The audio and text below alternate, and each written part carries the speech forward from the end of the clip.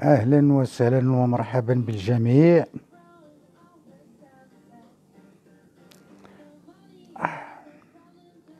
والله القسم العظيم لا مصيبة كحلة. الله العظيم لا جماعة، ما شاء الله وصافي.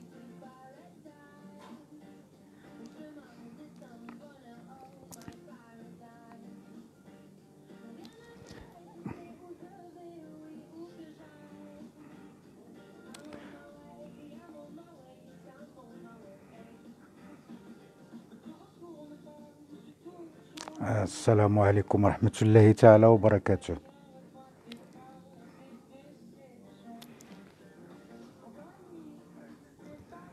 نتمنى ونتسناو شوية بد ما يلتحقوا معنا الإخوة والأخوات. أهلا بالسي كريم وأهلا بالسي سيف الدين. تحياتي لكم جميعا. ربما غادي تستغربوا تقولوا السي محمد هندو علاش كيرد ولا علاش كيجي، ولكن يا للأسف حنا تنردو كعادة العادة ديالنا، تنردو الطيبوبة، ولكن غير لتصحيح بعض الأخطاء اللي تيبغي يرتكبها واحد السيد. يعني لا حول ولا قوة إلا بالله العلي العظيم. تحياتي لكم وتحياتي للجميع، ونتمنى على الله بأن هذا المباشر من بعد غادي يشوفوا الإخوة اللي ما يلتحقوا بنا، لأن تنعرفوا تنديروا مباشر في واحد الوقت اللي تيكون يعني الإخوة والأخوات عندهم شغلهم وعندهم بزاف ديال المسائل، ما تيحاولوش يلتحقوا بنا في هذا الوقت، لان هذا التوقيت ماشي هو ديال المباشر. ولكن ملي كنشوفوا بعض الحوايج، بعض المغالطات من بعض الناس، يعني تحياتي لاله نادين، تنشوف بعض المغالطات. ملي تنشوف واحد بعض الناس كيديروا واحد المغالطات لان السي هندو محمد، انا يعني انتقدت. هو بغى يدير فيها ذكي، ما بغاش يذكر الاسم ديالي لان عارف راسو شنو هي مسائل بذكر اسمه، ولكن وجهتي لي رساله بطريقه يعني لذاك السيد وكذا، ولا انا غادي نشرح للاخوه وغادي يفهموا. ولكن انا ما غنذكرش الاسم ديالك، غنبقاو انت ما تذكرش وانا ما نذكرش. حنا يا السي المحترم، يا اللي كتمثل الحقوق في فرنسا، حنا انتقدناك بطيبوبه، وانتقدناك اللي شرح واحد الاخطاء اللي ارتكبتيها، وكتقول بانك انسان متفتح وبانك انسان يعني حقوقي. فكان من الواجب عليك ترد علينا بطريقه طيبه وتنتقدنا باحترام. اما بس تولي كتقول هذاك الا ما كنتيش كتسمع، سير داوي راسك.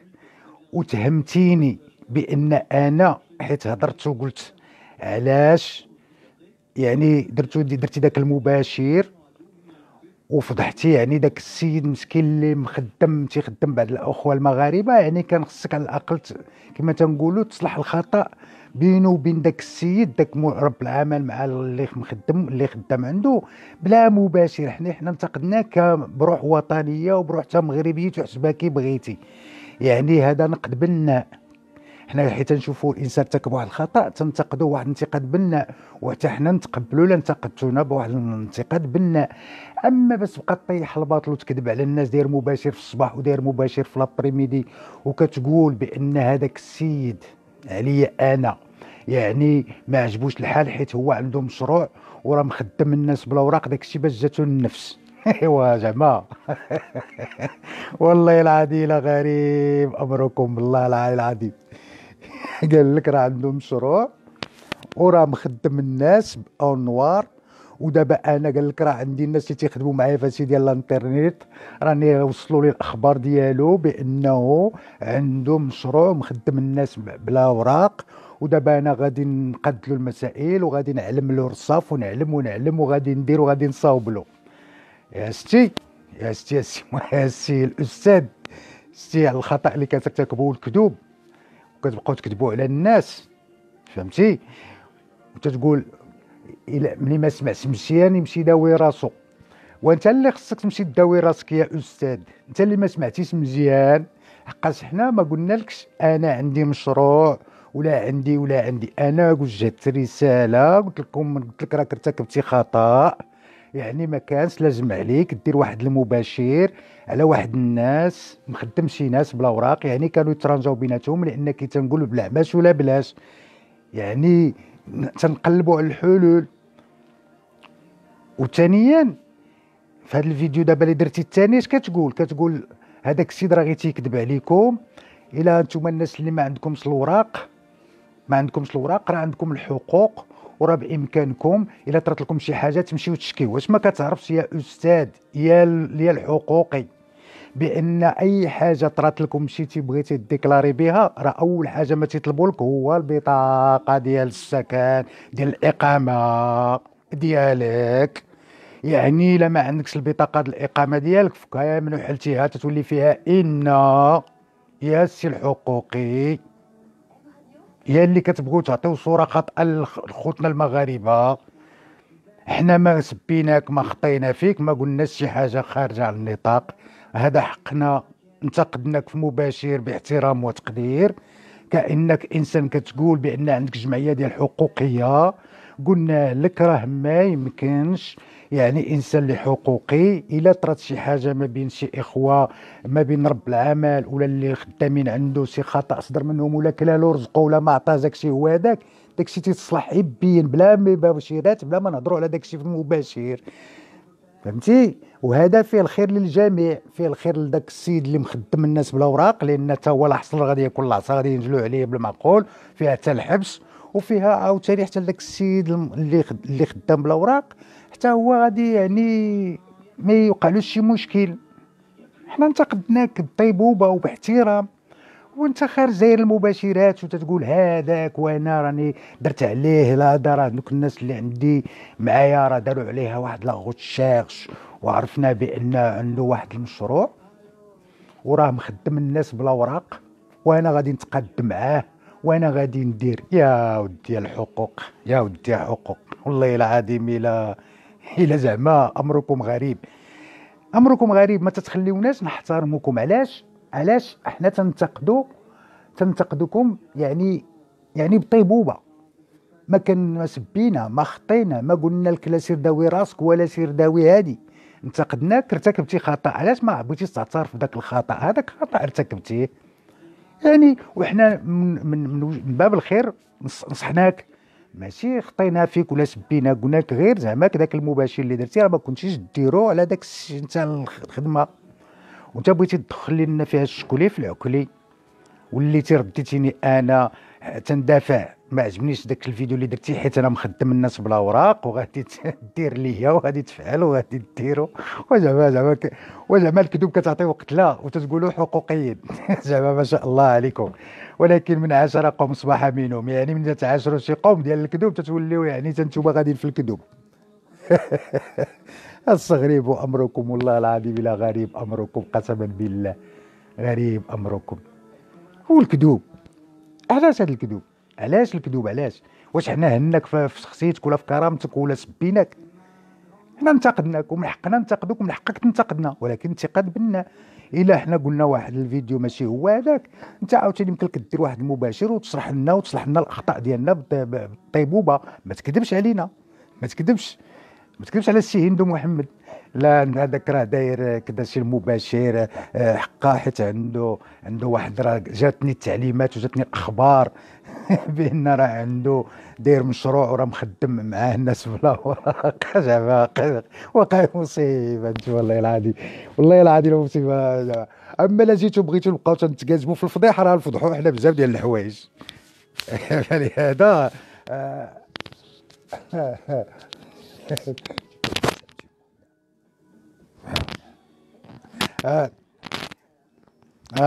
هي غادي تشرح لك من انت تتقول بانك tu parles français tu connais les droits de l'homme français وكذا كذا كذا كذا، وانا غادي جو باس ما فام غادي فا تكسبليكي ان فرونسي اوسي. يلا احنا نديرو معاك المزيان. وسمعت تقول لك المرأة tu l'expliques ces conneries qu'il a fait, qu'il a dit que j'ai ma société, que je fais travailler les gens noirs.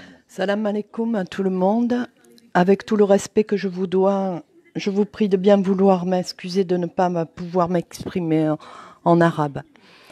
Je voulais adresser un petit message à ce monsieur qui a fait un live au petit matin en disant que la personne qui avait fait le live, notamment on ne voit pas d'autres personnes que mon mari, avait une société qu'il employait des gens au black. D'abord, on ne dit pas au black, parce que c'est un terme raciste, et pour quelqu'un des droits de l'homme, ça donne une mauvaise image.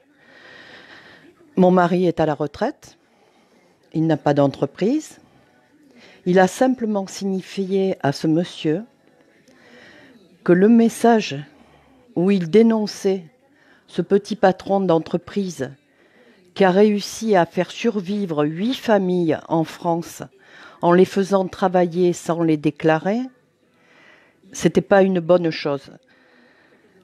On peut dénoncer un gros patron, comme c'est arrivé à l'hôtel à Paris, où 120 personnes sans papier étaient embauchées comme esclaves et sous-payées et logées dans des sous-sols, des taudis. Là, oui, on peut dénoncer ça. Il y a toutes les associations qui s'en sont mêlées et ces 120 personnes ont été régularisées. Le patron a été obligé de leur faire un CDI. Là, oui. Mais quand c'est un petit patron, qu'il soit marocain, algérien, libanais, canadien, anglais, peu importe, qui tend la main à des frères et sœurs de son pays pour essayer de les sortir un peu de la misère, parce que la France, il ne faut pas croire, hein, ce n'est pas le pays des droits de l'homme. Mais il y a quand même des associations avec qui on peut se battre. Ce petit patron marocain, quand je dis petit patron, ce n'est pas péjoratif, c'est pour expliquer qu'il n'a qu'une petite entreprise. Il n'a pas 36 ouvriers qu'il sous-paye. Il les a payés à 1 000 € par mois. Le SMIC en France est à 1 125 €. Effectivement, il leur a rabioté 125 €. Mais il leur a permis de survivre pendant 7 mois. Il leur a permis d'être logés. Il faudrait qu'on vous envoie, monsieur, en film, les bidonvilles qu'il y a en France, où il y a des immigrés qui se battent contre les intempéries, contre la faim, au pays des droits de l'homme, et qui n'ont ni travail, ni papier, ni toit sur la tête. Nous en avons un à Bordeaux, un immense bidonville autour de Bordeaux-Lac, où il y a 120 familles qui se battent contre la misère. Et ces 120 familles, monsieur, si elles avaient trouvé un petit patron pour les faire travailler quelques heures par semaine à 1 000 € par mois, je pense qu'elles ne dormiraient pas dans des tentes humides. Alors, effectivement, ça vous a peut-être chagriné que quelqu'un vous dise que ce que vous avez fait n'est pas correct. Mais à ce moment-là, venez débattre dans le live. Ne restez pas derrière l'ordinateur. Échangez. Et je voulais aussi vous passer un message. Pour les droits de l'homme, on exige la première qualité d'un représentant ou d'une représentante des droits de l'homme, c'est l'intégrité. Vous ne l'avez pas, monsieur, l'intégrité, dans la mesure où vous avez monté de toutes pièces la vie d'un homme en disant qu'il avait une entreprise et qu'il embauchait des gens sans déclarer. Ce n'est pas l'intégrité de quelqu'un qui représente les droits de l'homme, monsieur. Et où êtes-vous lorsque les gens sans papier dorment dans la rue? Est-ce que vous les logez? Ici, il y a une solidarité, il y a une chaîne qui s'est montée. Notre gouvernement ne nous représente pas, mais derrière, nous pouvons faire des actions. Et nous logeons chez nous des familles au risque de se retrouver en prison et de payer des amendes. Est-ce que vous faites ça, monsieur? Au lieu de dénoncer et de mentir sur la vie d'un homme que vous ne connaissez absolument pas, qui habite à côté de Paris, il est à 520 km de Paris déjà. Monsieur, à ce moment-là, en tant que droit de l'homme, vous pourriez faire un geste. Car si Dieu nous a donné 2 mains, c'est bien pour tendre la main à notre prochain, que je sache. Moi, je voulais juste, ce n'est pas une menace, je voulais vous mettre en garde que si vous continuez à salir les droits de l'homme, je serai dans l'obligation d'en référer à l'Association des droits de l'homme sur Paris et en France. Sur ce, j'espère que le message sera bien passé Et si vous voulez discuter, le live est ouvert. Vous êtes le bienvenu. Je vous remercie à tous. سمعتي يا سيدي محمد الناس الحقوقيين كي دايرين يا سي الاستاذ؟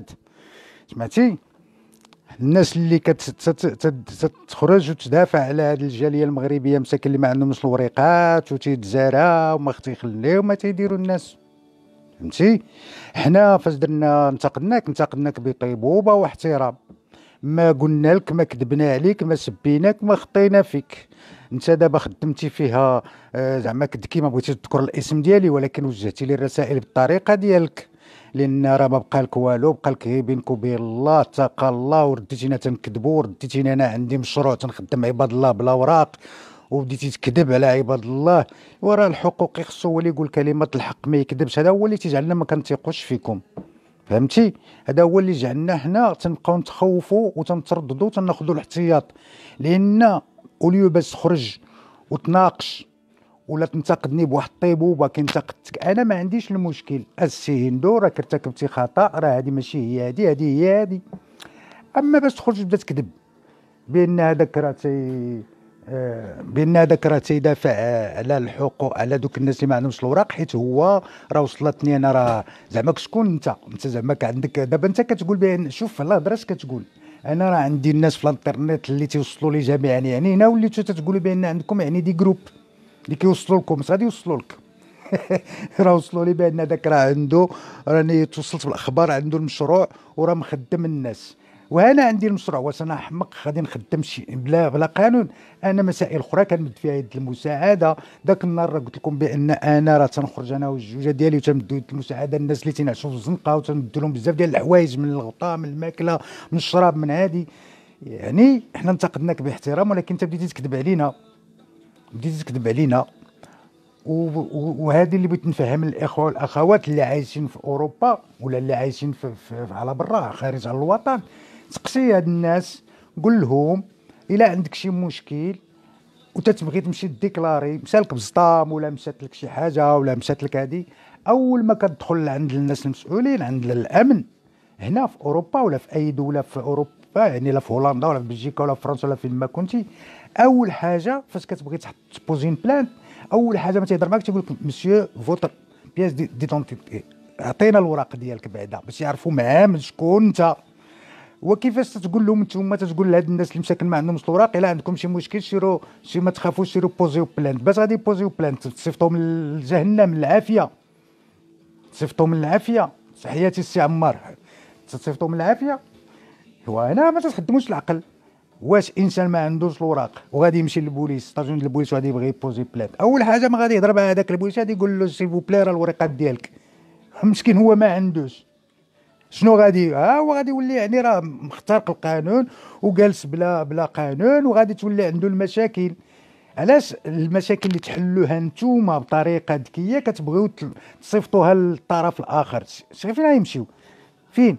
نتوما اللي عندكم جمعيه حقوقيه، نتوما اللي خصكم تدعموهم بمحامين، نتوما اللي خصكم، لحقاش اول حاجه الانسان اللي ما تيكونش عنده اوراق وتيبغي يدير دوسي ديالو، خصو بعداك حتى لا بريفيكتور ما عندوش حق يمشي له، خص يكون عنده محامي اللي يمشي يتيري له داك الدوسي باش يديماري لي بابي ديالو، لان لا مشى هو لراسو ما عنده لا ورقه لا جوج، تماك في لا بريفيكتور غادي يحبسوه، تماك كيقبطوه، لان راكم عارفين في لا بريفيكتور كاينين البوليس تما، لان راه لا بريفيكتور هذاك. علاش كتعطيو شي اغلاط وكتبقاو فلهذا هذا تحذير بالطيبوبه والاخلاق، لحقاش حنا كعادتنا ما تنسبوش ولا تنخطيو في الناس. حنا شفنا مباشرات درتيهم، ارتكبتي فيهم اخطاء بانك تتمثل حقوق الانسان، جمعيه حقوق الانسان في باريس، ارتكبتي اخطاء، انتقدناك باحترام وقلنا لك راه ما كانش عليك دير داك المباشر على دوك الناس ديال الخدمه، لان راه شي تيحرمها على شي. منين حنا انتقدناك بطيبوبه رديتينا حنا لا راه حنا ما كنسمعوش مزيان، نمشيو نتداواو، حنا غير تنكذبوا، حنا كذا شي، حنا عندنا لانتروبريز ومخدمين عباد الله بلا اوراق، داكشي علاش كندافعوا مع جماعه الحابلين، بديتي تفضح الناس اللي تيخدموا بلا اوراق. وعلى حاس على غريب امركم، والله العظيم الى غريب امركم. فلهذا انا السي محمد هندو انا كنوجه لك الكلام بالصواب والادب، ولا كانت الشجاعه عندك يا استاذ ونناقشوا. كي قلتي حنا يعني قلتي انا نمشي نزيد نكمل قرايتي، انت ما غيمكنلكش دير الطابليه باش تقريني، ماشي مشكل. حنا سيدي ما قارينش، ومنكم نستفيد يا اللي قارين. وريونا سيدي نستافدوا منكم، لان كترتكبوا اخطاء يا اللي قارين، وما كتقبلوش انسان اللي تيشوف واحد الخطا بالمنظور ديالو تيبغي يقول الكلمه ديالو، تتبغيو تقمعوه وتبغيو تردوه كذاب، وبغيتي تلصق لي راه داير لونتربريز ومخدم الخدامه وبلا اوراق وداكشي باش ما عجبوش الحال وتيدافع. ودي ما شاء الله عليكم. فلهذا راه السي محمد هندو يا السي الحقوقي، يا اللي كتهدد تتقول انا راه ملي قلتي انا راني ملي حلفت بالله راه ندير. ايوا اللي زري على طوالك على ما خيلك ركبوا. ملي بغيتي نبقاو نهضروا معاك بهاد الالفاظ 1100 مرحبا يا الاستاذ الحقوقي. راه فرنسا هادي وراها كلشي باين، وحنا هاد الشيء هو اللي تنحاربوا بحال هاد النوع ديال الفساد اللي تيبغيو يبداو يكذبوا على خوتنا المغاربه. حنا تنقولوا خوتنا المغربي ملي تيجي لهنا كيقول حتى انا بطريقه بسيطه. ملي كيجي واحد المغربي مسكين خونا لهنا ما عنده لا حنين الله رحيم، واسمع اللي تتقول انا ما كنسمعش خصني نمشي نداوي راسي.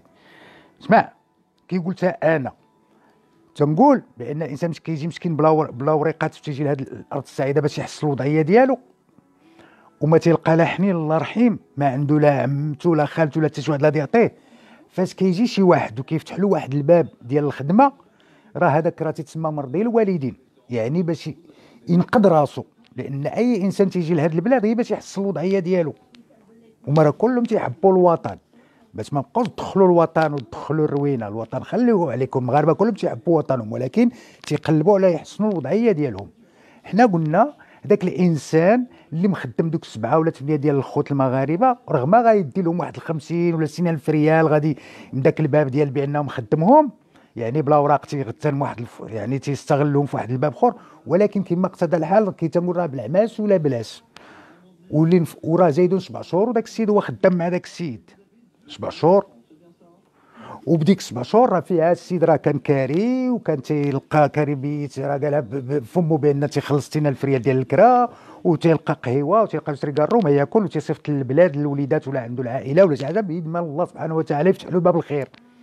والانسان تيكون حقوقي تيبغي يدخل في هذه الامور ما تيديرش عليها مباشر، تيحاول يصلح الامور.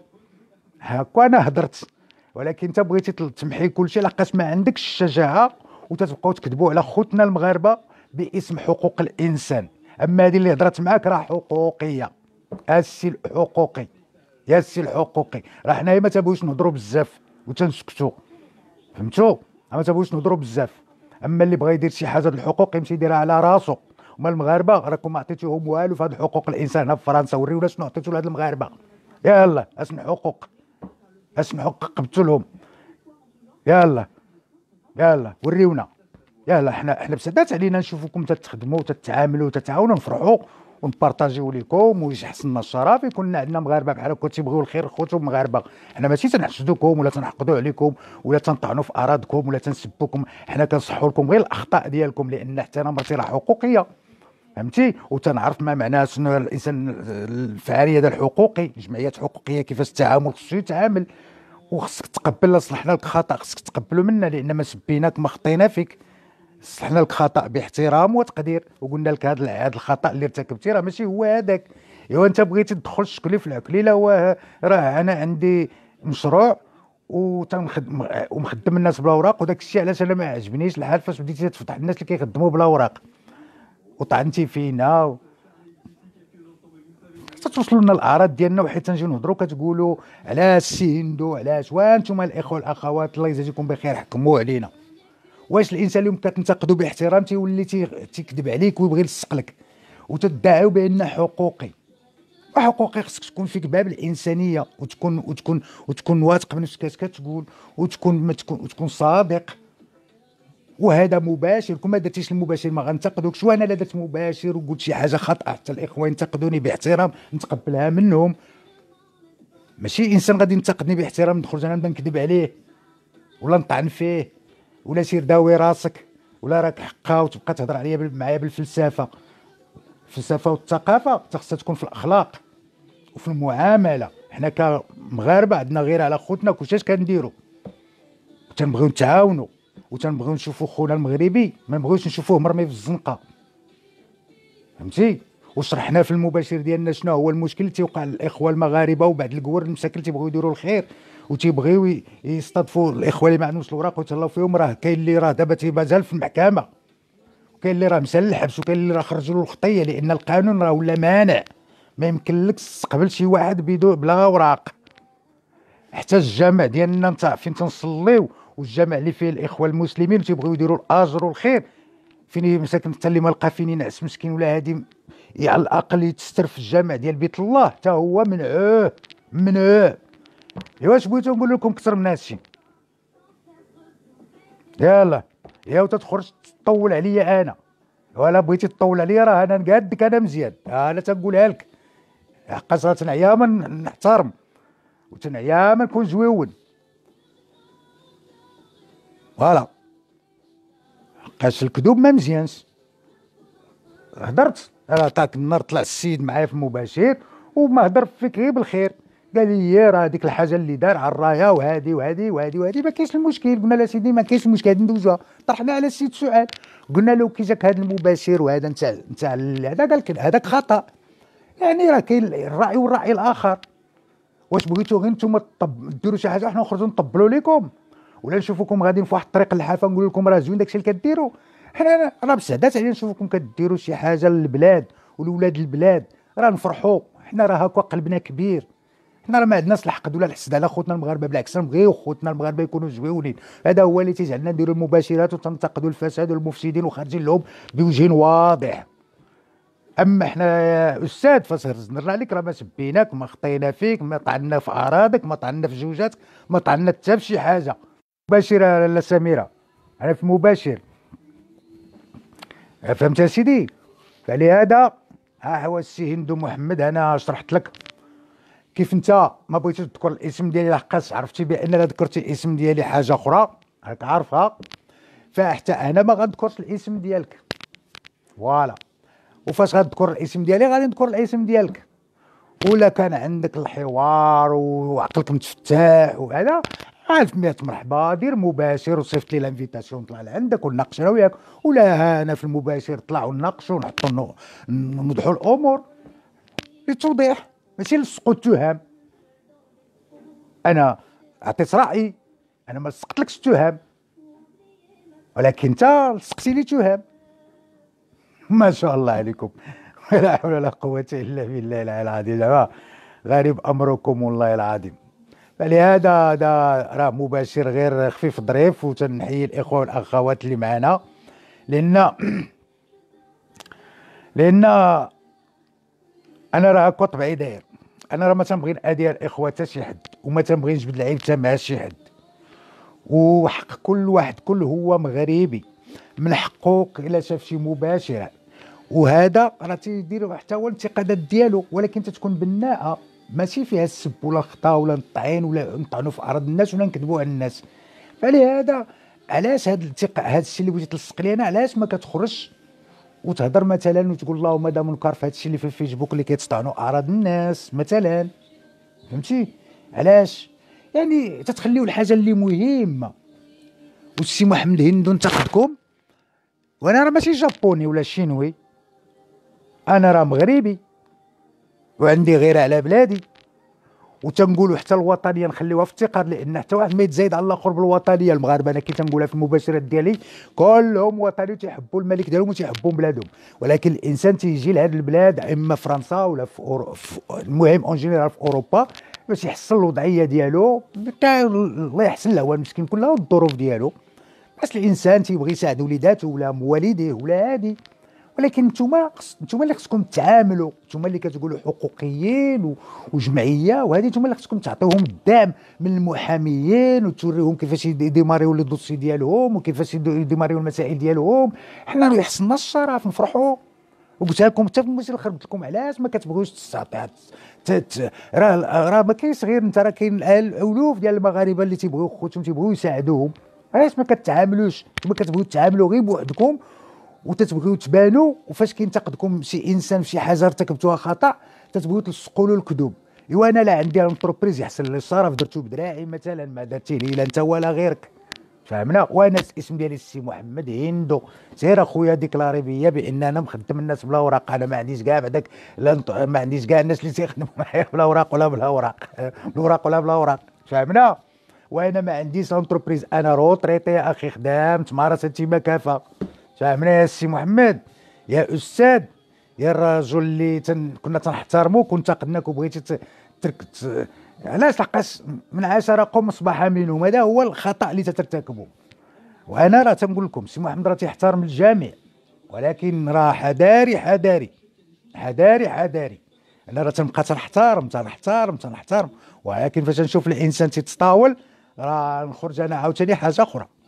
انا تنقول لك يا استاذ المحترم، واخا طعنتي فينا ورديتي لنا نمشيو نتداواو، وحنا ما حنايا تنكذبوا، وحنا ما شاء الله عليكم، لا حول ولا قوه الا بالله العلي العظيم. ولهذا احترم راسك، راه نحترمك. لا احترمتي راسك راه نحترمك يا اخي، فهمتي؟ ما باش تقول لي كيني ولا ميني، راه المشكله راه تولي عويصه. ما تمشيش في الغلط، وسير قلب على شكون هي المدام فرانسوا جوليفي، وسير شوف اي سلم تابعه، وشوف شحال هادي وعلى من تدافع، فهمنا. بس بقى تعرف راسك، خطره اخرى من بقى تهضر تبقى تعرف راسك معامن، ما يصحابك هادو راه دوك الناس اللي معاشرهم تيسبوا في اعراض الناس. يا السي استاذ، وحنا وجهنا لك رساله تقدير واحترام متخلقه. علاش؟ لحقاش راه معانا الاصدقاء اللي داخلين معانا، بعد الاصدقاء هنا راه كنعرفهم اصدقاء ديالك، اصدقاء ديالك واصدقاء ديالنا. فلهذا حنا تنوجهوا رساله طيبه، والاخوه كيسمعوا والاخوه شاهدين. فوالا، ملي تبقى تهضر هاد الخطره هضر بمصداقيه وبوضوح، فهمتي؟ ونتقبلوا الانتقادات ديالك الا كانت في محلها بالطيبوبه، وكنا تنغلطوا، وحتى واحد ما موصوف بالكمال الا الله سبحانه وتعالى. ولكن ملي نبغيو ننتقدوا واحد الانسان ما نطعنوش في الاعراض ديالو ونردوه بانه الا سما كيمشي يتداوى، ولا هذا لما قارس انا الاسطبل نقريك، عرفتي؟ وهنا فاش تغلطوا وتلصقوا على وراء عنده مخدم الناس انوار، وراه قالوا لي جاتني الاخبار عليه، ماك انت هو الدكتور بن صفيه، بس يجيبوك اخبار عليه انا. والله العظيم الا تنحشموا تندخلوا، ما تتقبلوا لا انتقاد بناء ولا حتى شي حاجه، غير ما طبلوا لينا ولا نخرجوا نكذبوا عليكم. ايوا هاد الخطره لا نسمع شي فيديو عليا فيه الكذوب غادي تكون فيها كلام اخر. فلهذا تحيه للجميع والاخوه والاخوات، حنا تنحييكم وسمحوا لنا على هذا الازعاج، وسمحوا لنا الله يكثر خيركم يا الاخوه والاخوات. وراه كنضطروا نجاوبوا على بحال هذا الاستاذ هذا اللي يعني للاسف تيبغي يطيح عليك واحد التهم ويسقلك بمجرد انتقدتي اخطاء، بحال اللي تقول الرايه راه ديالك بوحدك، الرايه راه ديالنا كاملين، وعند المواطنين كاملين حق ينتقدوا، لحقاش الرايه ديالنا ما ديال حتى شي واحد، ديك راه رايه الوطن، هذاك راه رمز الوطن. الا شفنا شي حاجه خاطئه ارتكبت فيها تنتقدوا باحترام. انتقدناك في فيديو، انتقدناك، شفنا يعني داكشي اللي هذاك قلنا يعني انت كحقوقي يعني عطيناك القيمه، لان الانسان اللي ما تيكونش حقوقي نقولوا ما فاهمش. انت حقوقي يعني قلنا عيب تدير واحد المباشر على مساله ديال يعني انسان مخدم الناس بلا اوراق بلا هادي، كلالو ولا دالو ولا هادي، داكشي تتصلح بلا لايف بلا مباشر، اللي تيكون عنده فعلا نيه الصلح، نيه ديال مغربيه، النيه اللي تيبغي الخير الاخوه. ما احتاجوش نديروا مباشر باش نفضحوا ولا نقولوا لا وراه دالو ولا كلالو ولا عطالو ولا فعلو. فوالا، حقاش راه حط يديك على قلبك وتحس بالانسان فاش كيجي ما عندوش الله كريم، ما عنده لا حنين الله رحيم، وجيبو خاوي مسكين، ما عنده لا فين ينعس لا فين ياكل ولا حتى شي حاجه، بلا اوراق مخلوع، عندك هنا يقبطوا ولا مسكين والو مسكين، وتلقى واحد الباب تحلو فعلا. هذاك اغتنم ديك الفرصه كي قلناها في مباشر. ولكن راه كما اقتضى الحال، المهم راه بالعماش ولا بلاش كي تنقولوها عندنا في القحيه المغربيه، بيد ما الانسان تيقضي باللي عطى الله باش ينقذ راسو ويجيب له الله ما احسن. والانسان ما عنده لا اوراق لا والو، فين غادي تدخلوه في هذه المعمعه ديال لا ونقيد با يقيد؟ اش غادي يقيد؟ تكذبوا على الناس. تعرف هنا مشيتي للكوميساريه تقيد بشي حاجه تيقول لك اول حاجه راه الوريقات ديالك. انت دابا انت يا كاستاذ الا مشيتي غير لشي اداره ولا شي حاجه بغيتي تصوب شي حاجه عند الامن تيقول لك الوريقات ديالك. واش شكون انت؟ الاسم ديالك باش تيقيدوا الاسم ديالك، لو نون لو برينون ديالك والمسائل والنيميرو التيتر ديالك وهذه هذا تيعرفوا شنو عاد باش كيقبلوا لك داك البلانت اللي غادي تبوزي. واش انت ما عندك سيد ما عنده لا ورقه لا جوج تقول له مهلب وجوج الحقوق ما تخافوش راه غير تيكذبوا عليكم سيروا قبطوا الحقوق راه يمكن لكم تمشيو ديكلاري. باش غادي يديكلاري مع من؟ مع يديكلاري مع من؟ علاش كتعطي واحد الوجه خاطئ؟ باش انسان مسكين قبطان الرعده، انسان مسكين ما عنده لا ورقه لا حتى شي حاجه. وهنا سيرتو هنا عندنا في فرنسا غير توقف عليهم في كوميسا شي حاجه وتبغي ديكلاري وما عندكش الوراق تيقول لك واجبك الله بعدك ولا ما نقلبوا عليك اجي. ونعلوا الشيطان واتقوا الله في انفسكم واتقوا الله في انفسكم وخليو كونوا شويه واقعيين. الا كتقبلوا تقبلوا الراي والراي الاخر راه فاش انتقدناكم بطيبوبه وخصكم تردوا علينا بطيبوبه. اما الا دخلتوا معنا في ذاك الميدان الاخر راه حذاري منكم. انا تنقولها لحقاش انا راه تنحترم وتنحشم وما تنبغيش نخرج في العيب، ولكن ملي الا طولتوا راه حاجه اخرى. وانا تندير التحذير.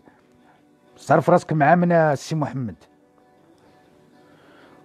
لا حول ولا قوه الا بالله العظيم. شوف انا راه هو الوحيد تنقولها، راه انا ماشي هو اللي غادي اي حاجه نخرج نطبل انا ونزمر الانسان. انا راه كلمه الحق تنقولها في من ما كان، في من ما كان. انا تنشكر بعض الناس تيطلعوا معايا في مباشر وحيت تنتقدهم وهذا تيفتخروا ما تيجيهمش عيب. تنتقدني وننتقدك باحترام باحترام. واش انا قلت لعباد الله داك راه مصمك ولا يمشي داوي راسو؟ واش انا طيحت عليك شي باطل قلت لك تمشي تقبط الرشوه ولا شي لعبه؟ ايوا انت مطيح عليا الباطل تقول هذاك عنده مشروع ومخدم الناس بلا اوراق داك الشيء علاش ما عجبوش الحال. ايوا لا كانت عندك الشجاعه هضر بالاسم ديالي، فهمتي؟ حنا تنقولوا علاش كدير تتمثلوا واحد الجمعيه مغربيه. حنا تنبغيو يكونوا تضامن ديال الاخوه المغاربه اللي خارجين من هذه الجاليه المغربيه. كنتو كتعاملوا جماعيه يعني بالتواصل وبهذه راه يمكن بزاف ديال المغاربه خوتنا تعاونوهم وتنقدوهم وتعاونوهم. ولكن نتوما كتبغي تتعامل غير بوحدك، تتبغي غير بوحدك. انا تمثل حقوق الانسان وراه كنت جيت تشوف الناس كتمثل حقوق الانسان تخلع. حقوق الانسان ماكش حقوق الانسان هو تهضر على المسجونين، تهضر على الناس اللي ناهبين الاموال اللي تيهربوا الثروات.